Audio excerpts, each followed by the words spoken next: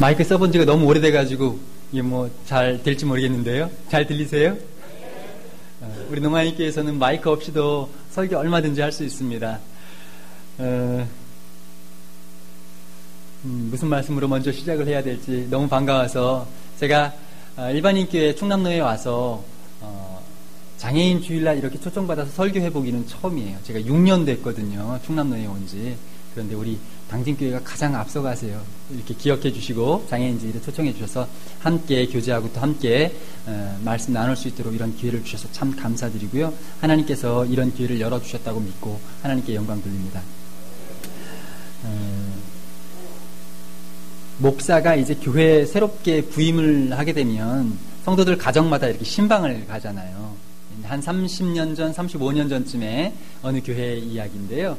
목사님이 새롭게 시골 교회에 부임을 하셨대요. 그래서 이제 성도들 가정에 다 한번 신방을 하시겠다고 해서 이제 가정마다 다니시려고 작정을 하시고 첫 가정으로 노 권사님, 홀로 사시는 노 권사님 댁에 방문하시기로 약속을 잡으셨어요. 근데 이제 성도들 가정이 목사님 새로 오셨으니까 우리 집에 오시면 뭘 좀 대접을 해드려야 되나 이런 고민들 좀 하시잖아요. 막 고민을 하시다가 권사님도 귀하게 커피를 준비하셔서 대접하시려고 물을 끓이고 목사님을 기다리고 계셨답니다.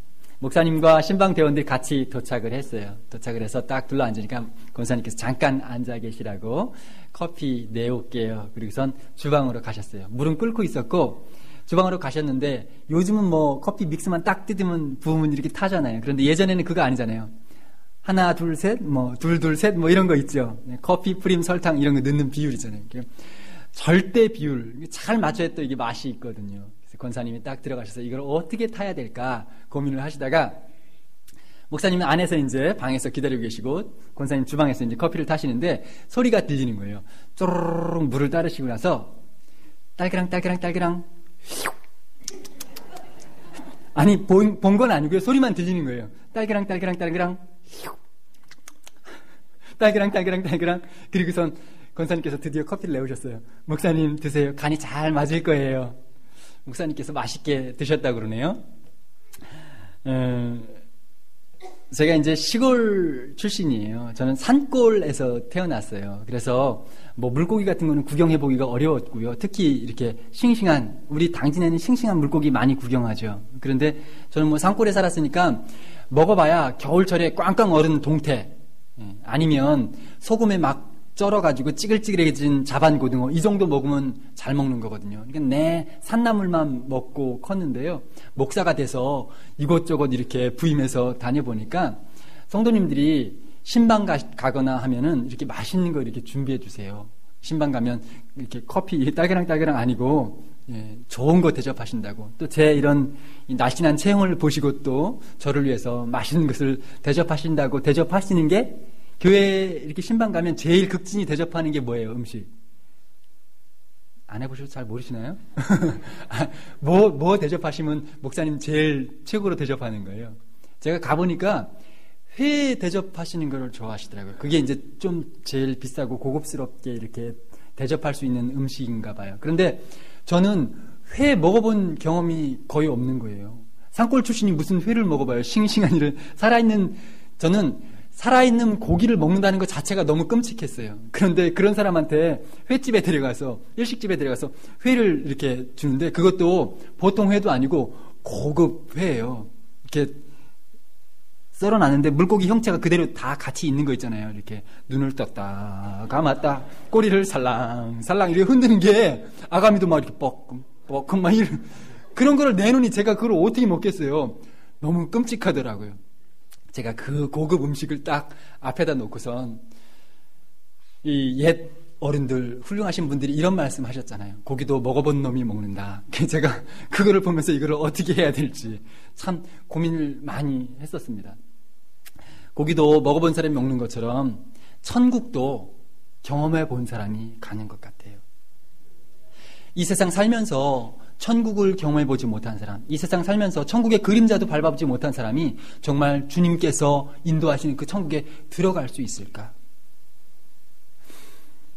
우리가 이 세상 사는 동안에 불평하고 원망하면서 이것저것 그냥 그렇게 짜증내면서 살다가 내가 그래도 예수님 믿었으니까 예수 이름으로 천국까지 어느 날 슉 하고 갑자기 천국에 빨려 들어갔는데 그 천국 생활에 적응이 될까 싶어요.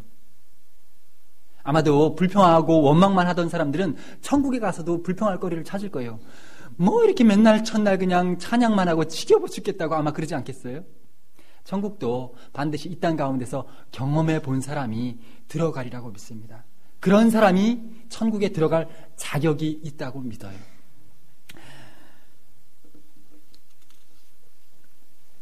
여러분, 독사굴에 어린이가 손 넣고 장난쳐도 물지 않는 그런 찬송 아세요?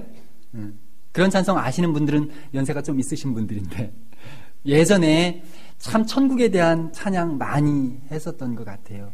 천국 다들 사모하셨고 이 세상에서 이렇게 어렵고 힘든 삶을 사는 것보다 저 영원한 천국, 주님께서 예배해 주신 그 좋은 곳에 내가 들어가서 주님과 함께 살리라, 그러면서 천국에 관한 찬송들 참 많이 하셨어요. 그런데 어느 때부터인가 천국에 대한 찬송이 참 희귀해진 것 같아요. 천국을 노래하는 사람이 많지 않은 것 같아요.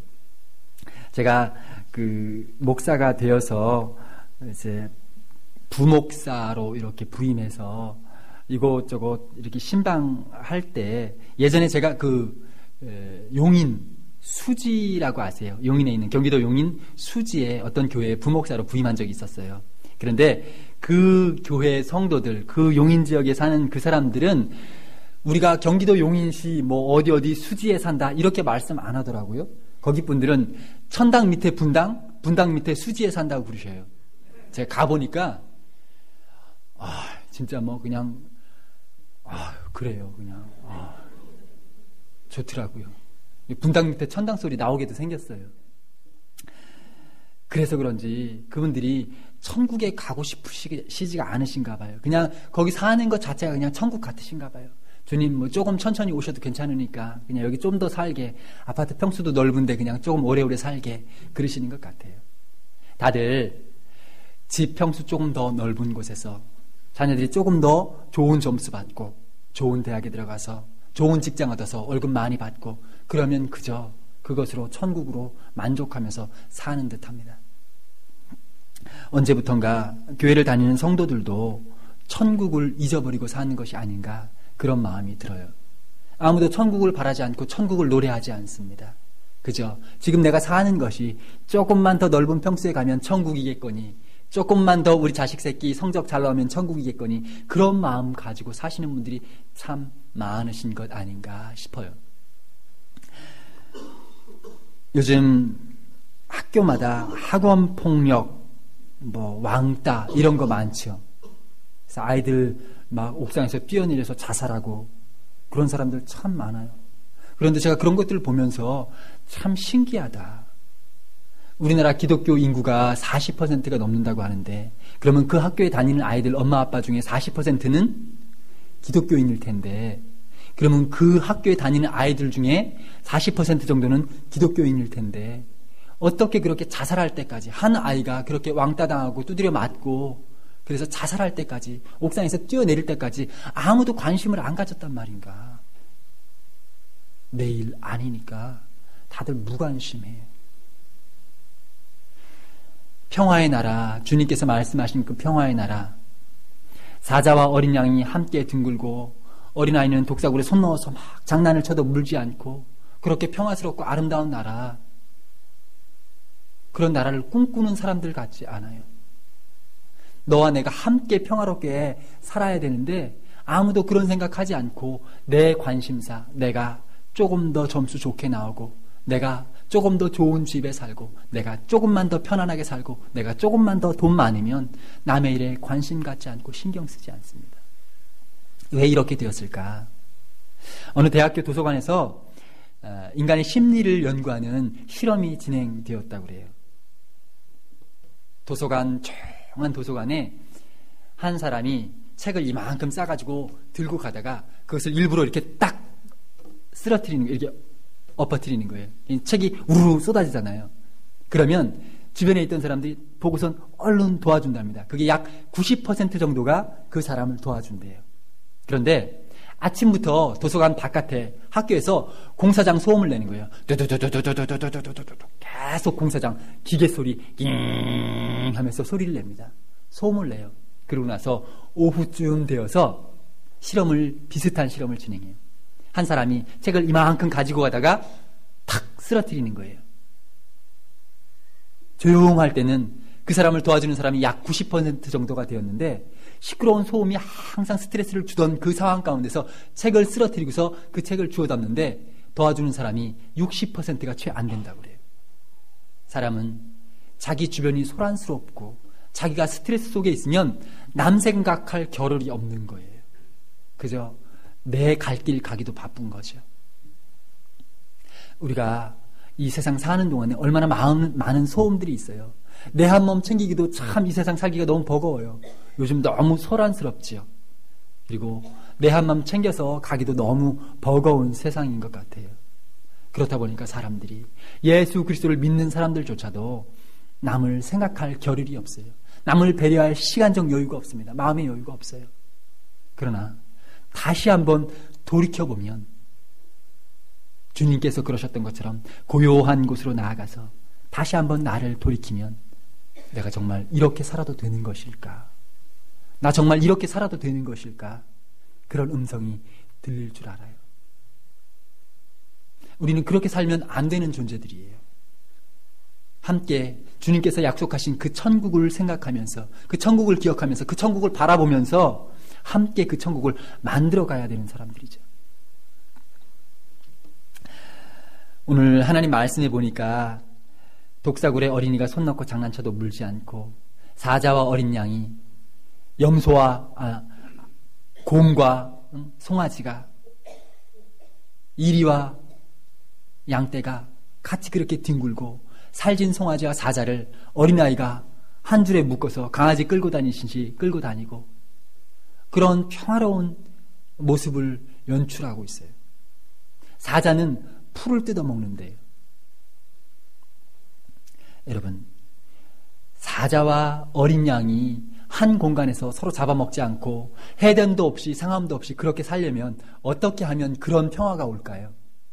지금 북한에서 연일 핵폭탄 터뜨린다느니 미사일 쏜다느니 막 그렇게 위협하죠. 그렇게 시끄러울 때에 지금 힘의 균형이 막 깨질 것 같은 지금 불안불안한 정세에 어떻게 하면 북한이 좀 조용하고 북한과 남한이 미국과 북한이 어떻게 좀 조용하게 좀 살 수 있는 방법이 있을까요? 사람들은 이야기하기를 힘의 균형이 깨지면 전쟁이 일어난대요. 그래서 북한이 핵무기 만들었다고 시끌시끌하니까 그러면 남한도 핵무기 몇 개 갖다 놓자. 그럼 북한이 저렇게 까불지 않을 텐데 힘의 균형을 맞춰야 된대요. 북한이 막 핵하면 우리는 핵보다 좀 더 센 거 막 이렇게 서로 균형을 자꾸 맞춰 나가야지 균형이 깨지기 시작하면 큰일 난다는 거죠.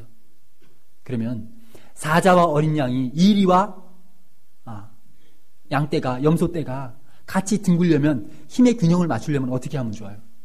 양도 좀 힘을 길러야 되겠죠. 발톱도 좀 기르고, 그죠? 이빨도 좀 날카롭게 이렇게 갈고, 염소 새끼도 또 뿔도 좀 이렇게 뾰족하게 하고, 서로 그렇게 힘을 맞추면 정말 평화로운 세상이 올까요? 사자와 어린 양이 그렇게 함께 뒹굴 수 있을까요? 오늘 성경에 말씀하시는 것은 양이 좀 더 힘이 세지고 어린 염소가 좀 더 강해지고 그렇게 해서 힘의 균형을 맞추는 것이 아니라 사자가 고기를 먹고 살아야 되는 양이나 염소를 잡아먹고 살아야 되는 송아지를 잡아먹고 살아야 되는 사자가 풀을 뜯어먹으니까 그런 평화로운 세상이 오더라는 거예요. 세상이 그렇게 평화롭고 아름답더라는 거예요. 여러분, 강한 사람이 자기의 권리를 포기하고 자기가 그 연약한 곳으로 내려가는 거예요. 고기 먹는 것을 포기하고 풀 뜯어 먹는 거예요. 그러니까 그런 평화로운 세상이 와요. 예수님께서 12 제자에게 마지막 부탁하시기를 너희는 땅끝까지 이르러 내 증인이 되라. 이런 말씀 여러분들 기억하시죠? 그런데 그 말씀이 정말 예수님께서 12 제자에게만 하신 말씀일까? 사도 바울은 자신이 생각하는 땅끝을 향하여서 저 로마까지 갔습니다. 그런데 아무리 생각해도 로마가 세상의 땅끝은 아니에요. 그렇죠? 그런데 바울은 그 로마가 자기에게 맡겨진 복음의 땅끝이라고 믿고 그 땅끝으로 가서 자기의 생명이 다할 때까지, 자기가 그곳에서 순교할 때까지 복음 전하다가 주님 곁으로 갑니다. 여러분, 땅끝까지 이르러 주의 복음을 전하라는 말씀이 정말 바울이나 12 제자에게만 해당되는 말씀이었을까요? 오늘 주님께서 여러분들에게는 뭐라고 말씀하실까요? 여러분들 각 사람에게도 복음의 땅끝이 있으리라고 믿습니다. 제가 복음의 땅끝으로 여기고 찾아온 것이 온양 농아인 교회예요. 소리 없는 세상, 또 다른 복음의 땅끝. 그곳에 복음 전하지 않으면 농아인들 주님의 그 거룩한 곳, 주께서 약속하신 그 땅 모르고 다들 죽는 거예요. 그래서 그 농아인들과 함께 주님의 나라로 가려고 제가 제게 맡겨진 복음의 땅끝을 농아인 교회로 여기고 농아인 세상으로 여기고 그 소리 없는 세상을 향해서 들어가기로 했습니다. 여러분은 어느 곳에 뼈를 묻으려고 하고 계세요? 그래서 내 인생 여기서 이렇게 편안하게 신앙생활 하다가 이렇게 죽으면 그만이지, 이렇게 신앙생활 하다가 천국 가면 그만이지, 정말 주님께서 여러분들에게 맡기신 사명이 거기까지인가요? 총회가 정한 장애인 주일이 매년 지나가는데 교회마다 장애인 주일 관련해서 총회장 서신을 다 받으시거든요. 그런데 아까도 말씀드렸던 것처럼 우리 당진교회가 처음으로 저를 부르셨어요. 여태까지는 어떻게 하셨는지 잘 모르겠는데 그래도 저를 불러주신 교회가 당진교회가 처음이에요. 그래서 마음 있으셔서 부르신 줄 알고 저도 작정하고 말씀 전합니다. 농아인 교회, 여러분들 가까이에 있지만 참 생소하실 것 같아요. 여러분들 생각에 농아인 교회 교인들은 다 농아인일 것 같지요. 농아인 교회에 농아인들이 대부분인데요. 자녀들은, 주일학교 아이들은 다 일반인이에요. 엄마 아빠는 농아인데 아이들은 다 건강하게, 청력이 건강한 일반 아이들이 태어나요. 그러면 그 아이들은 다 수화를 잘할 것 같죠. 엄마 아빠가 농아니까. 그 아이들 다 수화를 따로 배워야 수화합니다. 엄마 아빠랑 수화가 잘 안 통하는 집도 많아요. 그러면 수화도 따로 배워야 되는데 말은 어떨까요? 엄마 아빠가 말 못하고 안 들리기 때문에 아이들이 말 배울 기회가 없는 거예요. 그러면 그 아이들 말 배우기 위해서 어떻게 해야 될까요? 할머니 집에, 할아버지 집에, 친척 집에 보내서 키워요. 그래야 말 배워요. 말은 배워가지고 서너 살 때 오는데 수화는 또 못 배워요. 그러면 이제 크면 사춘기 되면 엄마 아빠하고 대화가 안 돼요. 참 어렵고 곤란한 처지에 있어요. 이 아이들을 누가 책임질 거예요? 요즘 세상이 사회복지가 참 잘 돼가지고 장애인들 지원 많이 하는 편이에요. 그래서 우리 청각 장애인들 중에도 지원받는 장애인들이 꽤 있습니다. 이것저것 여러모로 이렇게 도와주려고 하더라고요. 세상이 참 많이 좋아졌어요. 그런데요, 엄마 아빠가 청각 장애인이니까 아이들을 숙제 지도도 하나 해주기가 어렵거든요. 뭐 숙제를 하고 내주는데 이거 뭘 어떻게 도와줘야 될지. 왜 그러냐면요, 엄마 아빠가 사는 세상은 우리가 사는 이런 세상하고 다른 세상이에요. 언어가 다른 세상에 살아요. 우리는 귀로 듣고 입으로 말하지만 이분들은 손으로 보고 손을 말해요. 손으로 말해요. 마치 미국 사람이 한국 땅 와서 사는 거랑 똑같아요. 외국말이에요. 그런 분들이 자녀를 가르치려니 얼마나 어려워요. 다문화 가정이나 똑같거든요. 그런데 우리 청각장애인들은 다문화 가정 혜택 하나도 못 받습니다. 엄마 아빠 청각장애인이라서 아이들이 학습할 때 여러 가지로 어려움이 있고 엄마 아빠가 도와줄 수 없는 것들이 너무 많은데 그 아이들은 정작 혜택 아무것도 볼 수 없어요. 왜? 본인이 장애인이 아니니까. 그러면 이 아이들을 누가 책임질 거예요? 교회밖에 더 있겠어요? 교회? 제가 처음 부임했을 때에 2007년도였습니다. 그때 교회 부임해 보니까 농아 아이 3명, 그리고 일반 엄마 아빠가 농아인이고 그리고 아이들은 일반 아이들인데 그렇게 비장애 아동이 한 10명쯤, 그리고 또 교회 밖에 사는 아이들, 어렵고 가난한 아이들 몇 명 해서 17명을 데리고 공부방을 하고 있었어요. 공부방 애들 밥 먹이죠, 공부 가르치죠, 숙제 해서 보내죠. 그런 것들 모든 것 다 하고 때 되면 또 영화도 한 번씩 보여줘야 되고 때 되면 한 번씩 애들 데리고 어디 나가야 되고 누가 그 일 했을까요? 교회가 그냥 다 했어요. 전에 교회 사비 털어서 교회에 있는 돈 대서 농아인교회 부자 아닌 거 아시잖아요. 우리 온양 농아인교회에 올해 자립 선언했습니다. 올해 자립했어요. 그러면 그 전에 제가 처음 부임했을 때는 자립도 못하고 계속 지원받으면서 그 지원받은 돈 가지고 애들 입히고 먹이고 가르치고 그렇게 하면서 살았어요. 그 아이들이 지금은 30명이 넘어서 50명 가까이 돼요. 아이들이 어린이집으로 따로 하나 분리해서 꼬마 아이들 4살짜리부터 어린 그 지역아동센터에 받아달라고 하니까 선생님 두 분이서 애들 4살짜리부터 고등학생까지 키우려니 겨울철에 화장실이 없어가지고 어린이집 1층에 있었는데 화장실이 2층에 있어요. 애 오줌 마렵다고 발 동동 구르면 그 애 들고서 막 바깥으로 뛰는 거예요. 뛰다가 바지에 주르륵 오줌 싸면 또 그거 갈아입히고 참 별짓을 다 하면서 애들 키웠어요. 근데 그 아이들이 지금은 고등학생, 중학생 돼 있어요. 이제 조금 있으면 대학교 들어가서 자원봉사 한다고 올 거예요, 아마. 여러분, 그 아이들 키우는데 교회가 참 많은 역할을 해야 됩니다. 저희 그 아이들 키우는 동안에요. 제가 처음 부임했을 때 그 교회의 건축 부채가 2억 1천만 원이었어요. 한 달에 이자가 얼마 나가냐면 125만 원. 그때 제가 처음 와서 사례비 받은 게 100만 원. 그 이듬해 100만 원. 그 이듬해 115만 원. 제 사례비보다 많은 돈이 이자로 빠져나가고 있었어요. 얼마나 아까운지 몰라요. 그거 가지면 애들 잘 먹이고 잘 입히고 선생님도 좋은 선생님들 몇 분 데려다가 잘 가르치고 할 수 있는데 늘 짜치고 늘 어려워요. 그런데 하나님의 은혜로 여기까지 와서 제가 6년 지났어요. 여러분, 정말 평화로운 나라, 하나님께서 말씀하시는 그 아름다운 나라, 우리가 함께 꿈꾸는 그곳, 사실은 그곳은 우리가 들어가는 것이 아니라 그 때가 우리에게 들어오시는 거예요.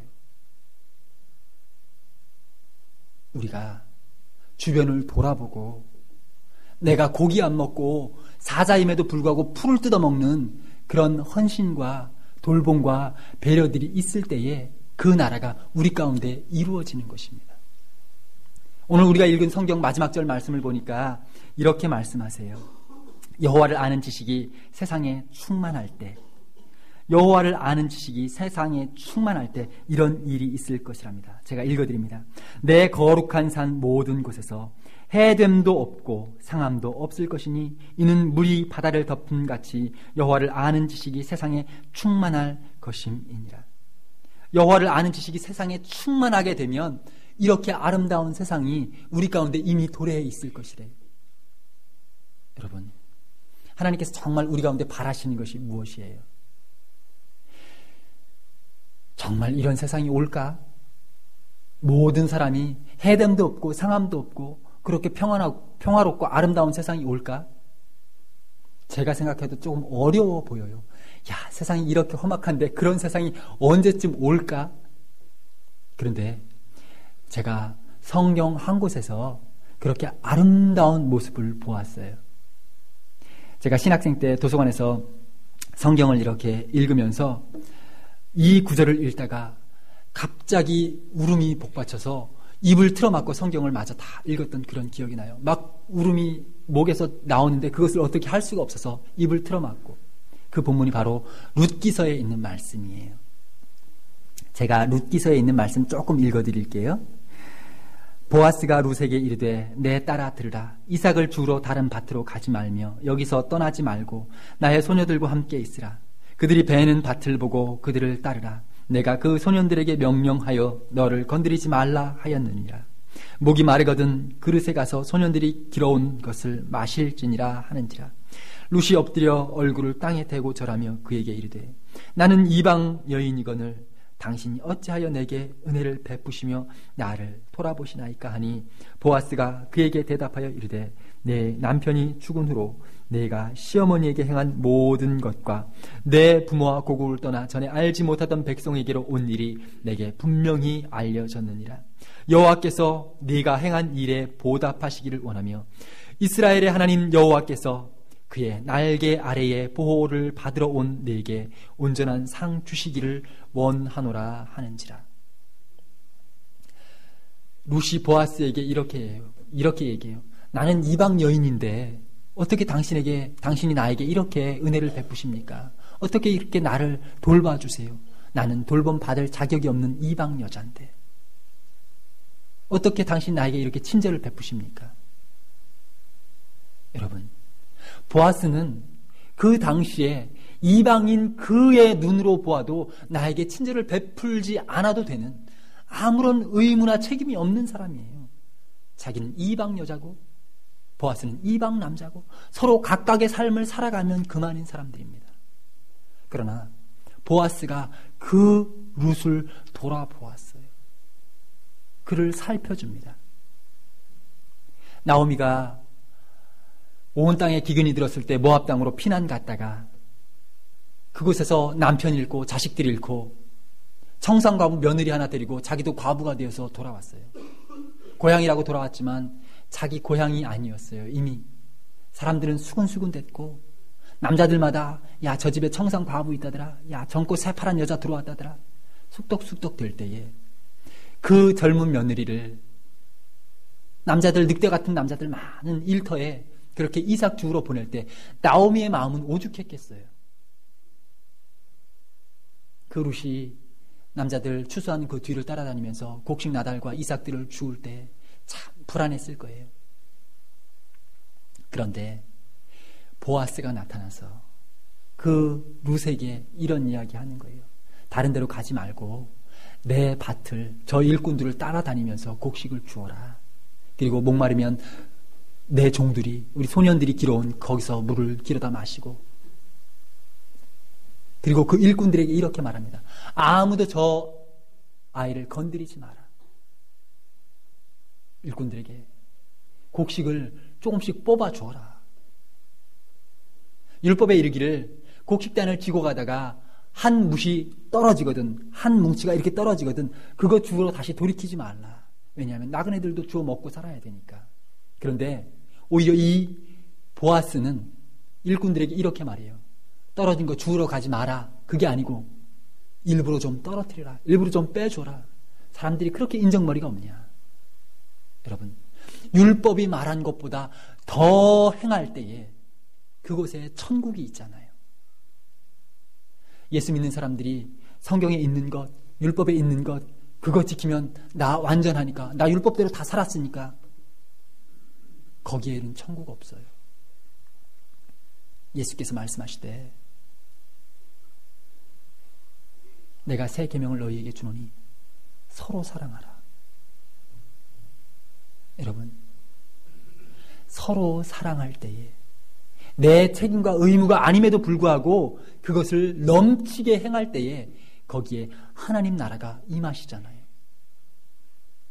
오늘 여러분에게 아무도 책임 묻지 않고 여러분에게 아무런 의무도 지우지 않을지라도 여러분이 주변을 돌아보고 그의 손을 잡아주고 함께 걸을 때에 거기에 이 아름다운 천국이 임하는 줄로 믿습니다. 그 천국 경험하는 자만이 하나님께서 약속해 두신 그 나라에 들어갈 줄로 믿어요.